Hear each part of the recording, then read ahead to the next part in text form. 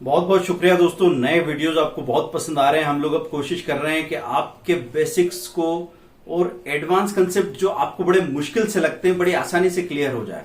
तो जो भी वीडियोस आ रहे हैं वो आप देख रहे हैं ना। अभी मैं इस वीडियो में बात कर रहा हूं कि बहुत सारे करंट इवेंट्स हैं जो मार्केट को अफेक्ट कर सकते हैं। बैक टू बैक ये चीज होने वाली है, तो आपको ध्यान रखना है कि अभी स्टेट इलेक्शंस हो रहे हैं। एमपी का इलेक्शन हो रहा है, राजस्थान का हो रहा है, दूसरे छत्तीसगढ़ का इलेक्शन हुआ है, मिजोरम का इलेक्शन हो रहा है। तो आप देखिए स्टेट में कहां कहां इलेक्शन होने वाले हैं और इलेक्शन के जब जब नतीजे आएंगे, रिजल्ट्स आएंगे, तो वो अभी के एस्टेब्लिशमेंट को सपोर्ट कर रहे हैं या फिर उसके लिए खतरा बन रहे हैं। उस आधार पे क्या सेंटिमेंट बनते हैं बाजार की, ये आपको वॉच करना है। दूसरा एक और चीज फिर ध्यान रखना है कि 15 दिसंबर के बाद से क्रिसमस की छुट्टी पे चले जाएंगे एफआईआई, तो उस वक्त भी बाजार में एक्टिविटी बहुत कम हो जाती है और कई बार थोड़ी सेलिंग भी देखने को मिल सकती है। तो 5 जनवरी के बाद फिर से मूवमेंट शुरू होगा, लेकिन 15 जनवरी तक आप एक बार अपना प्रॉफिट बुक कर सकते हैं उन स्टॉक्स में जहां पे आपको बहुत बड़े बड़े प्रॉफिट देखने को मिल रहे हैं। क्योंकि कितना भी अच्छा स्टॉक हो, जैसे पीएफसी की बात करें या आरईसी की बात करें, आरईसी अभी भाग के सीधा 345 चला गया था 250 से, तो वहां पे एक बार प्रॉफिट बुक कर लिया। पिछले 4-5 दिन से नीचे के रेट पे हमको फिर खरीदने को मिल रहा है और बाजार में अगर यहां से करेक्शन आ जाता है तो वो 340 की बजाय 320 भी दिखने लगेगा।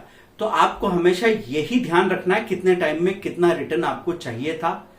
वो अगर कैलकुलेटेड रहेगा तो आप बिल्कुल सही तरीके से काम कर पाएंगे। मैं नहीं कह रहा हूं कि सारे के सारे स्टॉक एक साथ बेच के प्रॉफिट बुक कर लो, आपके पास तो आजादी है ना।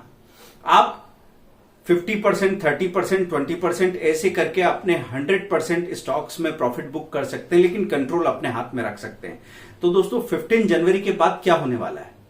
15 जनवरी के बाद अब प्री बजट इफेक्ट आने लगेगा। बजट 1 फरवरी के आसपास आएगा, तो उसके पहले बजट के पहले क्या क्या इंपैक्ट आ रहा है बाजार पे, वहां पे भी हमको ध्यान रखना पड़ेगा।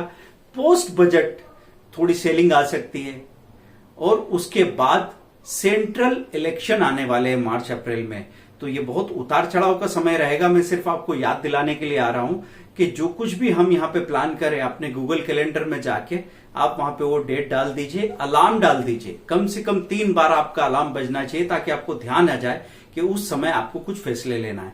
क्योंकि जो कुछ भी हम यहाँ पे पैसा बनाते हैं वो फैसलों की बात है दोस्तों। अभी जैसे ये वार वाला जो इशू आया था, तो पहले हमने इरकॉन में 152, 154, 158 पे पहले प्रॉफिट बुक कर लिया था, क्योंकि हमने 110, 90, 120 पे पहले बाइंग की थी, तो यहां पे प्रॉफिट बुक कर लिया। उसके बाद वही इरकॉन हमको नीचे मिला।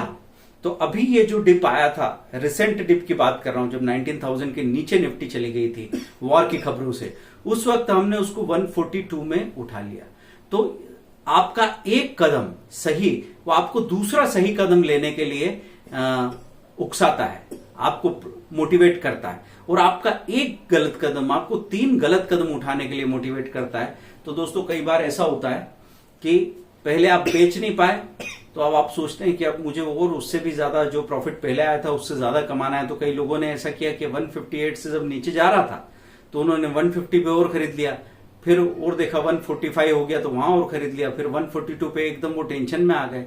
तो ये सब गड़बड़ क्यों हो रही थी कि पहले जहां थोड़ा प्रॉफिट बुक करना चाहिए था, हेयर कट बोलता हूं मैं उसको, कि हेयर कट किया आपने थोड़ा सा, पूरा गंजा करने को नहीं कह रहा हूं, लेकिन 20% का हेयर कट 20% प्रॉफिट कमाने पे आप अगर करेंगे तो ज्यादा बार पछताने वाले नहीं है। हो सकता है कोई शेयर आपने बेच दिया और वो बहुत आगे भाग गया, हो सकता है, लेकिन फिर भी आपको कई बार मौके मिलते रहेंगे, इसमें नहीं तो उस स्टॉक में मिल जाएगा।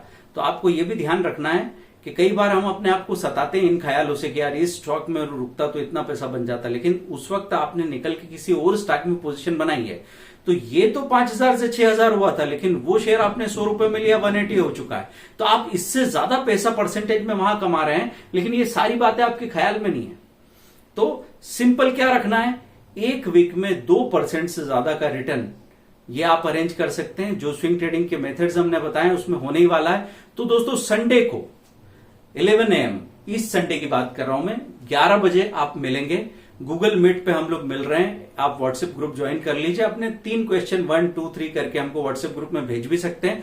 तो उस वक्त हम लोग आपकी सारी इंपॉर्टेंट बातों पे ध्यान देने वाले हैं और तैयारी करके रखेंगे कि कब हम एंट्री करेंगे, कब हम प्रॉफिट बुक करके और कैश हाथ में रखेंगे, ताकि बाजार जब गिरे तो हमको खतरा न लगे, बल्कि हमको एक अवसर की तरह लगे, एक अपॉर्चुनिटी आपको नजर आए। और जो चीजें बेचने की नहीं है उनको हम कैसे पहचाने, जो चीजें हर वीक में बेच के बाहर निकल जाना है उनको हम कैसे पहचाने। क्योंकि एक बार जब आप एक पूरा पोर्टफोलियो एक डिमेट अकाउंट में बना के रख देते हैं तो फिर बाद में पहचानना मुश्किल हो जाता है। हम भूल जाते हैं हमने किसको महीने भर के लिए लिया है, किसको साल भर के लिया है और किसको हम लगातार इकट्ठा करते करते बने ही रहेंगे इसमें लंबे समय के लिए। तो ये सब समझने की नजर अभी आपको बड़ा कंफ्यूजन लग सकता है, लेकिन धीरे धीरे अगर आप हमारे साथ काम करते रहे तो जो लिस्ट हम स्टॉक की आपके साथ शेयर करते हैं, इसलिए नहीं करते हैं कि हम अपना ज्ञान आपके ऊपर थोपना चाहते हैं, वो तो इसलिए है कि मैं अपने स्टडी शेयर कर रहा हूं, वो परफेक्ट है ऐसा भी मत समझिए। आप चेक करेंगे जाके कि क्यों हमने उसको लिस्ट में शामिल किया, तो वो चीज आपको भी स्टडी के लिए प्रमोट करेगी। क्योंकि हम एडवाइस देने के पक्ष में बिल्कुल नहीं है, हम तो सिर्फ आपको ये सिखाना चाहते हैं कि स्टॉक मार्केट में आपकी तकदीर के खुदा आप ही हैं, आप ही अपनी तकदीर लिख रहे हैं अपने हाथों से। तो अगर हर रोज आप 10 स्टॉक्स की स्टडी कर रहे हो, और वो बहुत आसान तरीका मैंने आपको बता दिया, 10 स्टॉक की स्टडी करना 20 से 25 मिनट का काम है हमारे तरीके से। तो वो तरीका अगर आपने सीख लिया है तो कोई भी परेशान होने की जरूरत नहीं है, आप वहां पे बड़े आराम से स्टडी करते जाओगे। आपके पास वीक में 50 स्टॉक होंगे, उनमें आपको पता लगेगा इन 50 में से ये 10 बहुत अच्छे हैं, इन 10 में से ये 3 बहुत अच्छे हैं। बाजार जिस दिन करेगा आप पोजीशन बना लोगे और प्रॉफिट तो फिर अपने आप आने वाला है। आप 4 दिन बाद जाके देखोगे, आपको पता लगेगा लो ये पैसा मिल रहा है। तो आप अभी जो लिस्ट बनी है उसी में जाके चेक कर लीजिए, दिवाली पे जो लिस्ट मिली थी उसमें क्या हुआ। दूसरा, मैं बार बार आपको एक चीज के लिए प्रमोट कर रहा हूं कि पिछले साल भर में हर 10-15 दिनों के अंदर मैंने अपनी स्टडी आपके साथ शेयर की है कि कौन कौन से स्टॉक्स फंडामेंटली मेरे सामने आए जो स्ट्रांग थे। एडवाइस नहीं थी कहीं पे भी, सिर्फ ये था कि ये स्ट्रांग फंडामेंटल वाले स्टॉक्स हैं जिनमें टेक्निकली अभी मूवमेंट शुरू हुआ है। तो आप जाके ये देखो कि जिस तारीख को वो लिस्ट आपके सामने आई, अगले 10 दिनों में उसका रिजल्ट क्या रहा, और अगर अभी तक भी आप उसमें बने रहते, उसको खरीद के सो गए होते, तो क्या होने वाला था। तो इससे क्या होगा, इससे आपका यकीन बढ़ेगा। क्योंकि जब तक हम ठहरेंगे नहीं और इधर उधर भाग दौड़ जो मचा रखी है और दुनिया भर के शोर से आप घिरे हुए हैं, ये वाला news channel, TV news channel, वो टीवी न्यूज चैनल बिजनेस का सुन रहे हैं आप, कहीं कहीं कोई सा ग्रुप टेलीग्राम पे, कहीं व्हाट्सएप पे ग्रुप ज्वाइन कर रखा है, और आप हर जगह ढूंढ रहे हो उस इंसान को जो आपकी मदद कर सके, लेकिन वो आपको नहीं मिल रहा है। तो जो इंसान आपकी मदद कर सके वो आपके सामने खड़ा है, मैं नहीं। आईने के सामने जाके खड़े हो जाओ, आपको वो इंसान मिल जाएगा जो आपकी मदद कर सकता है।